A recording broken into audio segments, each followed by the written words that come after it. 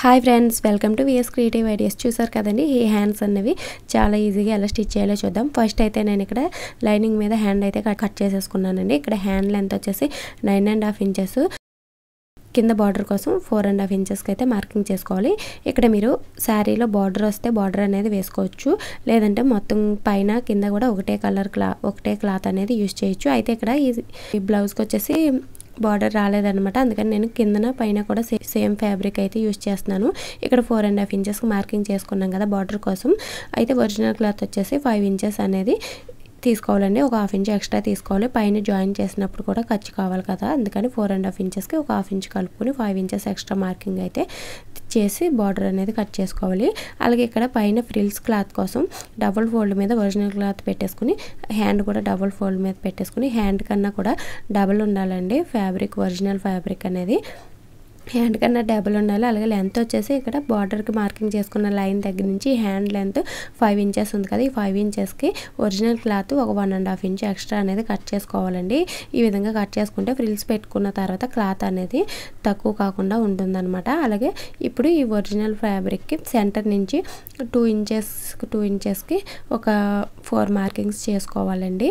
మనకి క్లాత్ ఎక్కువగా ఉంటే ఫ్రిల్స్ అనేవి ఎక్కువ పెట్టుకోవచ్చు. మార్కింగ్స్ అనేవి 5, 6 అలా పెట్టుకుంటే 5 ఫ్రిల్స్ వస్తాయి. మనం ఎన్ని ఫ్రిల్స్ పెట్టుకుంటే అన్ని మార్కింగ్స్ అయితే చేసుకోవాలి.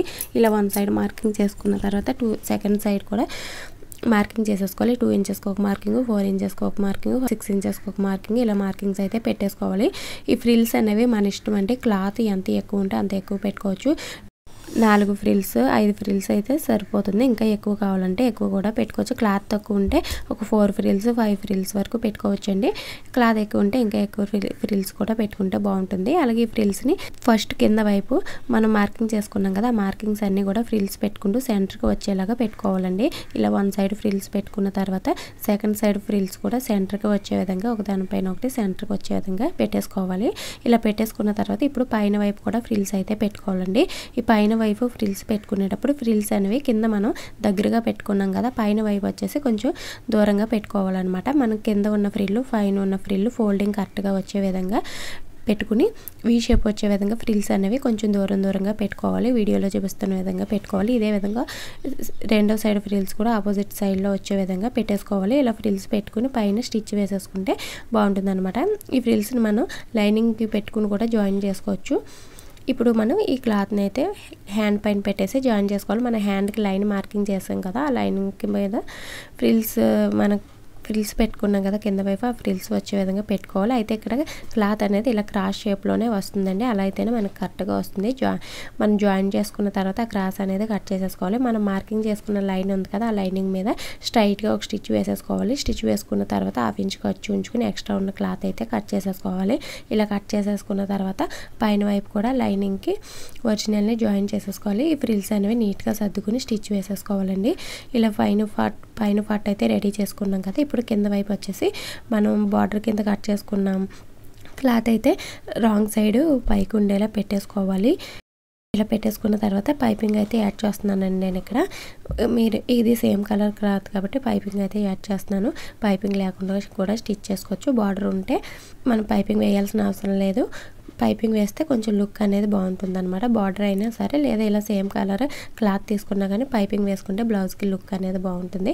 ఇలా పైపింగ్ అలాగే ఈ బార్డర్ క్లాత్ని ఒకటేసారి జాయిన్ చేసేసానండి. దీనివల్ల టైం కూడా సేవ్ అవుతుంది. ఇలా జాయిన్ చేసేసిన తర్వాత క్లాత్ని ఇలాగ రైట్ సైడ్కి తిప్పేసుకుని పైనుంచి ఒక పైపింగ్ పక్కన ఒక స్టిచ్ అనేది వేసేసుకోవాలి. ఇప్పుడు క్లాత్ని ఒరిజినల్ క్లాత్ లైనింగ్ క్లాత్ కూడా సమానంగా ఉండేలాగా ఎక్స్ట్రా ఉన్న క్లాత్ అయితే కట్ చేసేసుకోవాలి. ఇక్కడ కింద వైపు పైపింగ్ క్లాత్ అయితే తగ్గింది కదా, ఇప్పుడు పైపింగ్ అయితే రెడీ చేసుకుంటున్నాను. ఇలా పైపింగ్ అనేది క్లాత్ ఫోల్డింగ్ చేసుకుని ముందే పెట్టేసుకోవడం వల్ల మనకి ఇలా స్టిచ్ చేసేటప్పుడు ఇబ్బంది లేకుండా ఉంటుందండి. వెంటనే క్లాత్ అనేది కట్ చేసేసుకుని మనం పైపింగ్ అనేది స్టిచ్ చేసుకోవచ్చు. మళ్ళీ పైపింగ్ క్లాత్ కట్ చేసుకుని జాయిన్ చేసుకోవడం టైం అనేది వేస్ట్ అవుతుంది అనమాట. ఈ విధంగా ఫోల్డింగ్ చేసి పెట్టుకుంటే చాలా ఈజీగా ఉంటుంది. ఒకవేళ ఈ వీడియో మీకు కావాలంటే ఛానల్లో వీడియో ఉంటుంది, ఒకసారి చెక్ చేయండి. పైన ఐడి కార్డ్స్లో కూడా లింక్ అనేది ఇస్తాను. హ్యాండ్కి సరిపడా క్లాత్ అనేది తీసేసుకుని పైపింగ్ అనేది రెడీ చేసుకోవాలి.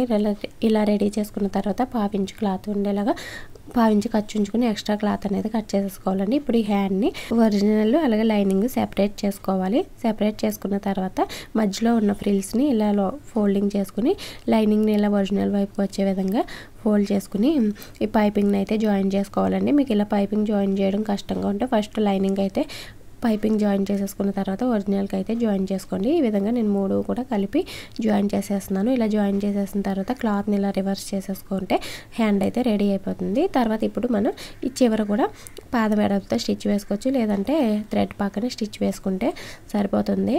చాలా అంటే చాలా ఈజీగా స్టిచ్చింగ్ చేసుకోవచ్చు అండి. చూసారు కదా, ఈ విధంగా స్టిచ్ వేసేసుకున్న తర్వాత ఇప్పుడు ఇక్కడ మనం సెంటర్ ఫ్రిల్స్ వచ్చాయి కదా, ఆ ఫ్రిల్స్ దగ్గర షో బటన్ పెట్టుకుంటే హ్యాండ్ లుక్ మొత్తం కూడా చేంజ్ అయిపోతుందండి. చాలా బాగుంటుంది అనమాట. చూసారు కదా, బటన్ పెట్టేటప్పటికి హ్యాండ్ లుక్ అయితే ఎంత బాగుంది. ఇప్పుడు దీన్ని మనం బ్లౌజ్కి జాయిన్ చేసేసుకుంటాం. వీడియో నచ్చితే లైక్ చేయండి. ఛానల్ ఫస్ట్ టైం చూస్తున్నట్టయితే సబ్స్క్రైబ్ చేసుకోండి.